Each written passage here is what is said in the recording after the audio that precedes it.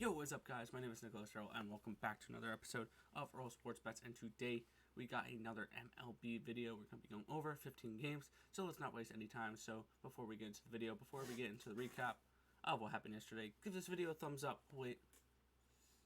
Alright, you good? Alright, cool. And subscribe to the channel if you haven't already, and turn on those post notifications so you guys are notified each and every time. We're not going to wait for that.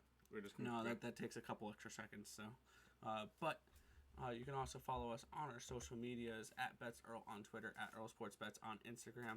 And if you guys want to join our Discord chat, the link to that is in the description of the video down below. Alright, recap of what happened yesterday. We both went 2-0. I'll start it off. I had the Tampa Bay Baltimore over that game. Thank you, Tampa Bay, for contributing to that. Baltimore, I don't know where you were. It was 10-1.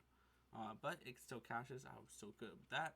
And the New York Yankees run line cashes at plus 127. They win 2-0. Good performance by Domingo Germán, and Aroldis Chapman looked really good in the ninth. And then I went 2-0, 114 and 109 so far this season, 51.1%, up 21.43 units this season. How about you, Tim? I'm positive again. I had the Tampa Bay game as well, and yeah, as it says there, a very, very big sweat for that San Francisco Giants game. 19-4. It was 10-0 at the end of the third. I counted it as a win after the grand slam. I'm like, yep, there's no way they're coming back. I also had Miami Marlins yesterday. The reason why that one's not on there is because the Phillies switched their pitcher, 10 minutes before game time? 20 minutes before game time. Unfortunately, that kind of sucks because Alcantara ended up pitching 6 innings of 2-hit baseball, which they end up winning 6-0, so that would have been a nice cash as well. But we get to go back into today. I went 2-0 yesterday. Technically 3-0 if you count the our premium play, which was Houston and Oakland going over the total, which was nice. Yeah. I'm 2-0. 121 and 128, so under 500 record, but I'm back above positive units at 1.41. All right, let's hop right into today's baseball slate, why don't we? And we're starting it off with a banger here. We have the New York Yankees hosting the Chicago White Sox, minus 109 for the Yankees, minus 101 for the White Sox. Carlos Rendon versus Jordan Montgomery in this matchup. Over-under of 8 runs in this game. Where are you looking for this one? All right, I'm taking this right off the bat, and I'm taking Rondon and the White Sox. White Sox have been performing a lot better lately. They're really strong. Rodon, 5-1, 1.47 ERA. He did get his first loss last time out. I think he bounces back. Has a really good performance here. He's pretty much the ace now of the White Sox, and I think he's going to have a shot in the AL Cy Young race. Plus, on the other side, Montgomery, the lefty. You already know Chicago White Sox and the lefties. Elliot would be proud of me when I said that. They just tee off of lefties, and you're getting the White Sox at almost plus money. Yeah, I'm going to grab the Chicago White Sox today, minus 101. Hopefully, you can go to plus money by the end of the show. Yeah, for me, I was leaning towards the Yankees in this matchup, but I was not going to touch the New York Yankees here with Jordan Montgomery on the mound, the lefty, versus the White Sox, who I think are, 8-1 against left-handed pitching this year. So, looking at the pitchers, though, Carlos Rendon is 5-1, a 1.47 ERA, 0.87 whip. 49 strikeouts and 12 walks. Jordan Montgomery, 2-1, 4.75 ERA, 1.15 whip, 41 strikeouts, 11 walks. So both these pitchers have been pitching. Rendon's been pitching really well. Montgomery's been okay. But it's a slight lean towards the Yankees, but there's no way I'm backing or fading the White Sox against a left-handed pitcher. So pass on this game. Also a slight lean towards the Chicago White Sox team total over. Okay. Our next game is the Washington Nationals and the Baltimore Orioles, and we have our premium play of the day over on picks and parlays on this game. So if you guys want to check that out, the link to that is in the description of the video down below. Our next game here is the Boston Red Sox and the Philadelphia Phillies. Minus 152 for the Phillies, plus 140 for the Red Sox. Over under 8.5 for this game. Martin Perez versus Aaron Nola in this matchup. And looking at the pitchers, Martin Perez 1 and 2, a 3.40 ERA, 1.36 WHIP, 37 strikeouts, 16 walks. Aaron Nola 3 and 3, 3.864 ERA, 1.09 WHIP, 61 strikeouts, 9 walks. I like the under in this game. I think that these two teams, or I think Aaron Nola is able to shut down this Boston offense that has gone under in 6 of their last 10 games, a 3-6-1 record, under in 2 straight. Philadelphia's gone under in 8 of their last 10, including their last 2. I like this game going under 8.5 runs here. You're getting a nice little minus 106 for it as well. So take the Phillies and the Red Sox under 8.5 runs. I personally don't have any bets on this game. Nola has been pitching. Aaron Nola, not Austin Nola. Austin Nola is the catcher for San Diego. Yes. He's been pitching really well this year. Perez has been iffy, so I would definitely be leaning towards the Philadelphia Phillies in this one. Personally, I mean, I don't mind the under in this game. I personally don't have anything in it. Yeah, slightly leaning towards the Phillies, but I'm not going to be laying that minus 152 chalk. All right, our next game here is the New York Mets and the Miami Marlins. Minus 115 from the Marlins, plus 105 from the Mets. Over under of 7 runs for this game. And something does not seem right with this line. I like the Mets on this line. To be honest, I need to see who's playing though, so it's going to be a pass for me because I didn't do any prep on this because we didn't know who the pitcher was going to be. It is Marcus Stroman. He's 3 and 4, 2.72 ERA, 1.06 WHIP, 35 strikeouts, 10 walks against Holloway. 1 and 2, 2.70 ERA, 1.26 WHIP, 13 strikeouts, 10 walks. I lean towards the Mets in this game, but I need to do more research before I jump into a bet on this game. Yeah, I'm the same boat. I'm good because we didn't know that Marcus Stroman. Like, I'm following through the MLB app. I guess our site knows who's pitching before the MLB app does because it still has Mets. Has it. ESPN has it. Yeah, I didn't know the Mets money's coming in. Yeah, expect a tweet from us later on this game. I want to look at and see what the Mets lineup's going to look like. All right. Our next game here is the Milwaukee Brewers and the Cincinnati Reds. Minus 119 on the Brewers, plus 109 on the Reds. Over under 9 runs for this game. Adrian Hauser versus Jeff Hoffman. Where are you looking for this one? I got the Milwaukee Brewers in this game. Even though they've lost their last 2 games, Cincinnati has looked awful against San Francisco the last 4. I think this is just one of those games where I'm going to keep fading the Cincinnati Reds until it starts to burn me. Yeah, I'm going to be grabbing the Milwaukee Brewers minus 119 in this matchup. All right. Looking at the pitchers for me, Adrian Hauser 3 and 4, 3.63 ERA, 1.31 WHIP, 34 strikeouts, 16 walks. Jeff Hoffman 2 and 3, 4.67 ERA, 1.50 WHIP, 32 strikeouts, 18 walks. And for this game, I slightly lean towards the Reds, but I'm not going to be betting this game. As much as I would love to back the former ECU Pirate and Jeff Hoffman, I'm going to be laying off this game. I had to throw it in there. But I would be a slight lean towards the Reds, but no action for me on this game. The Reds are just not a team I'm looking to back, and Brewers have been struggling a little bit as well. All right, our next game here is going to be the Minnesota Twins taking on the Cleveland Indians. Minus 126 for the Indians, plus 116 for the Twins. We get Randy Dobnak versus Tristan McKenzie for this matchup. Over under of 9 runs for this game.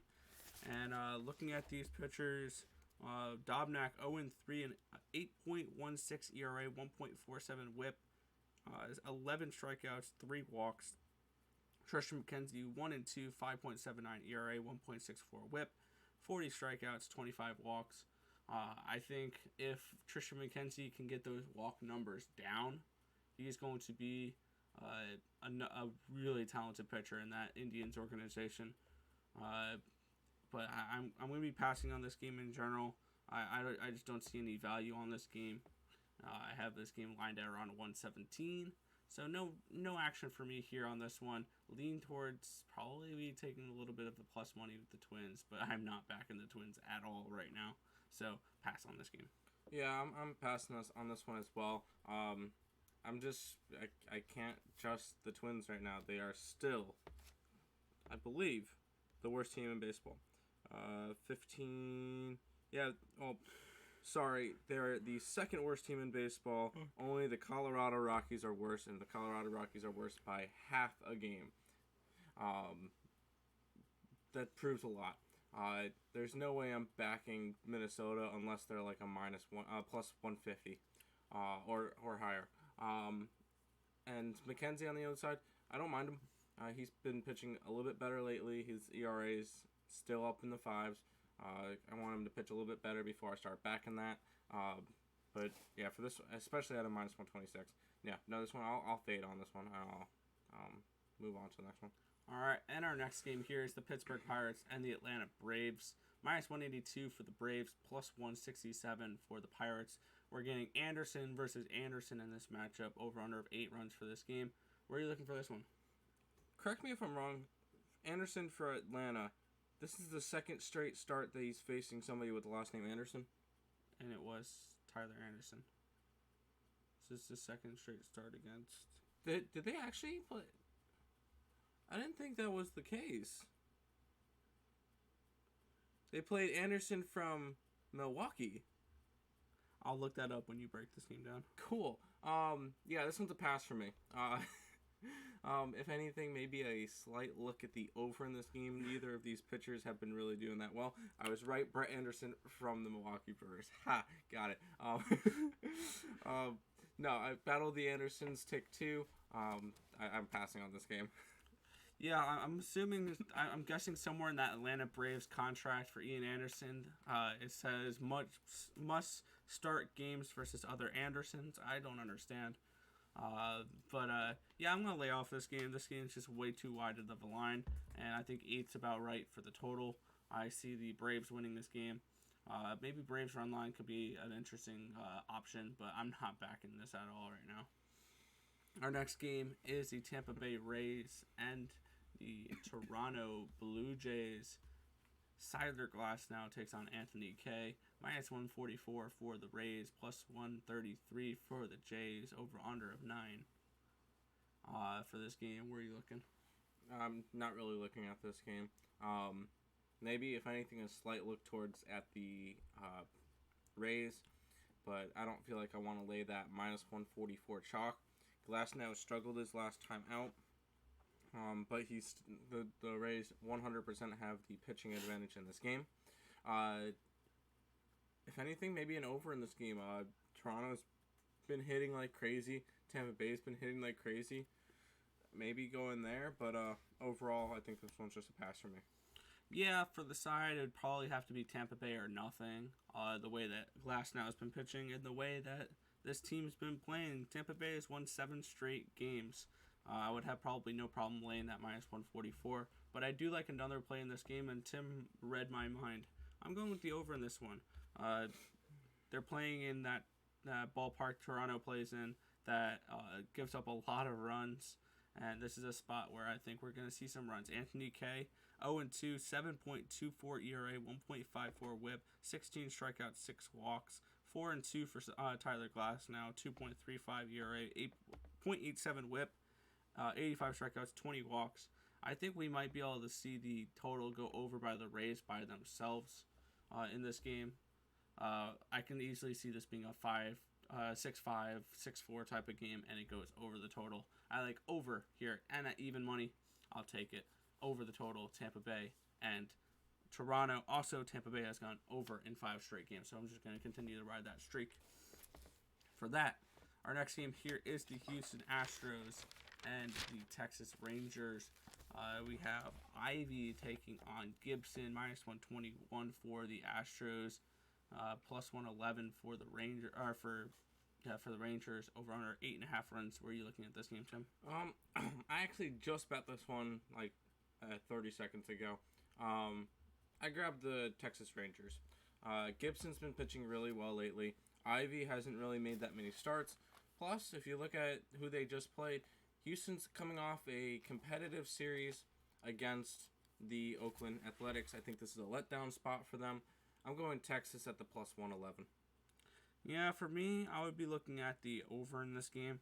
The only thing that's keeping me off the over is this Texas Rangers offense. They've just laid a couple of duds the last couple of games, and I don't see this Texas Rangers offense really lighting anything up.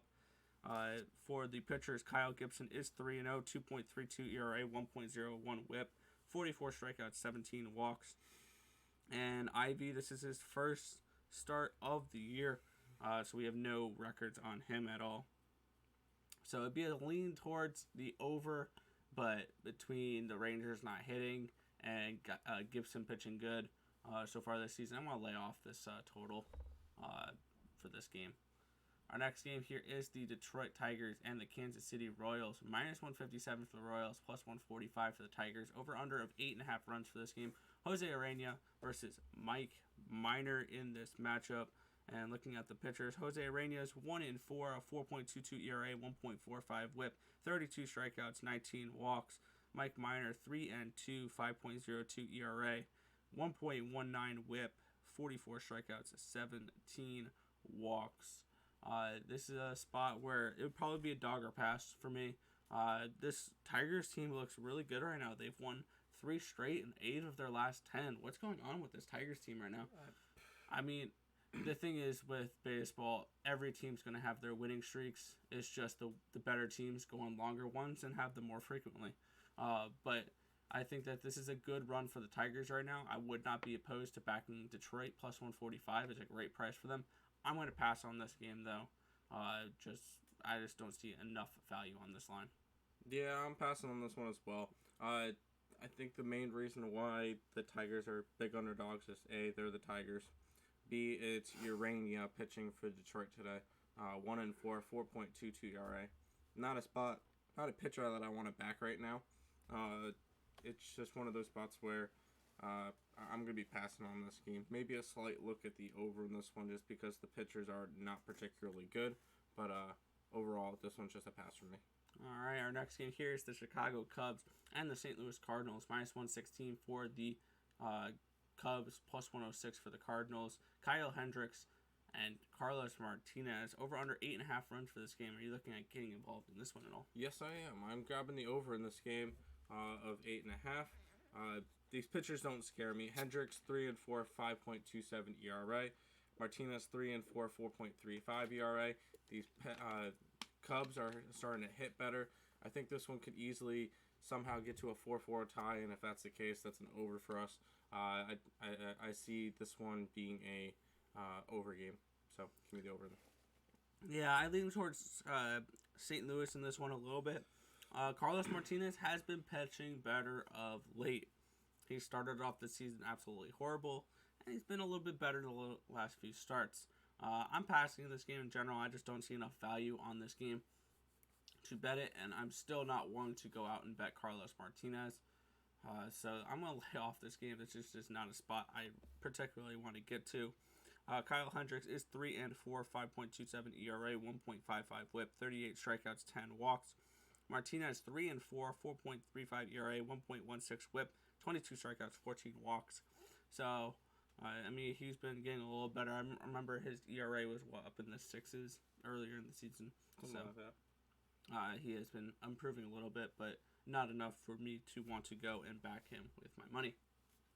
Our next game here is the Arizona Diamondbacks at the Colorado Rockies. Minus 143 for the Rockies, plus 132 for the Diamondbacks. Over-under of 11 runs for this game. For these two teams, we're getting Herman Marquez taking on Seth Frankoff. Where are you looking at this one? I don't know. This one's a little bit questionable. I feel like this is a trap spot. I want to go after the Diamondbacks at a plus 132 against the worst team in the league, but I feel like this is some type of trap spot where Colorado will end up winning tonight. I'm going to pass on this game. I don't want to. I'm not interested in trying to go after different stuff. Pass. Yeah, the only thing I can really look at for this game is the under 11. Both these teams have gone under in 2 straight. Arizona's gone under 6 in their last 10, but I just can't do it. Not at Coors Field. I know it's 11 runs, but I can easily see this bullpen. Both bullpens are absolutely terrible.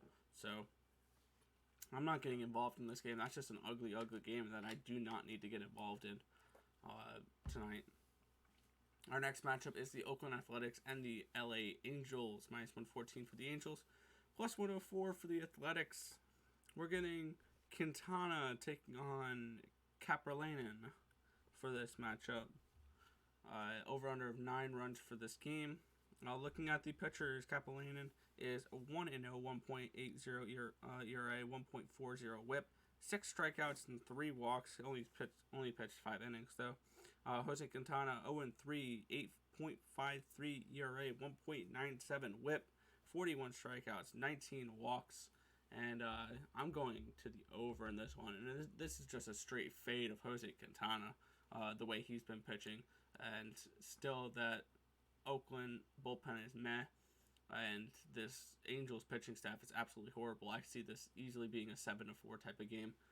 Give me the over 9 runs in this game with the Oakland Athletics and the LA Angels. That's not a full Quintana fade. Here it is. Ready? I'm going after the Oakland Athletics altogether. I don't know why Quintana is a favorite. It doesn't make sense to me. Yes, Kapralainen has only had 1 start, but this Oakland team has been playing really well. Even though they just came off a series loss to the Houston Astros, they're going to come into this game, and I could see them covering your over by themselves. They're going to tee off against Quintana. They're going to tee off against the Angels bullpen. I got the Athletics winning this game. All right. Our next game, this one's going to be a fun one. Can we wait for that one for last? Can we just go down to the Seattle game first and then go back to that one? Sure. We'll look at the Seattle Mariners and the San Diego Padres. Minus 207 for the Padres, plus 189 for the Mariners. Over under of 7.5 runs for this game. We have Chris Paddock and Chris Flexen. So we had the battle of the Chris's here. And looking at this game, I like I'm passing on this game actually in general. I would lean towards the Padres in this game, obviously. But Chris Flexen 4-1, 3.46 ERA, 23 strikeouts, 8 walks. Paddock 1-3, 4.45 ERA, 1.35 WHIP, 28 strikeouts, 9 walks. And this is just a lean towards the Padres and a lean towards the under in this game, with no action on this last game of the night. All right, here we go. I like the under in this game, and I have a feeling this will end up burning me because over the last week and a half, I've been on the Padres over 3 times, and they all went under. Now that I'm on the under, watch for the offensive explosion from the Padres. But I'm gonna grab the under in this one. Chris Flexen has been pitching good. I think Paddock can have a bounce back game. I think this one will be more of a defensive one. Good pitching matchup, and I'm gonna grab the under. Yeah, not to mention a nice little stat for you here to back up your under here. The Seattle Mariners team batting average 198, 30th in the MLB. All right, but we'll head now to the game that we all want to get to, the LA Dodgers and the San Francisco Giants.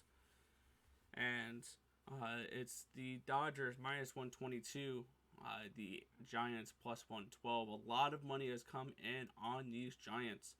Trevor Bauer versus Alex Wood, over under of 7 runs for this game. Where are you looking for this one? Oh, no. I'm letting you go first, and then I'm proving why you're wrong. Go ahead. I'm going with the LA Dodgers, and I'm not only just take the Dodgers. I'm taking them on the run line here. Now, looking at what the Giants have faced, yes, I understand the Giants have won 5 straight in 8 of the last 10. Dodgers have won 4 straight in 8 of the last 10 as well.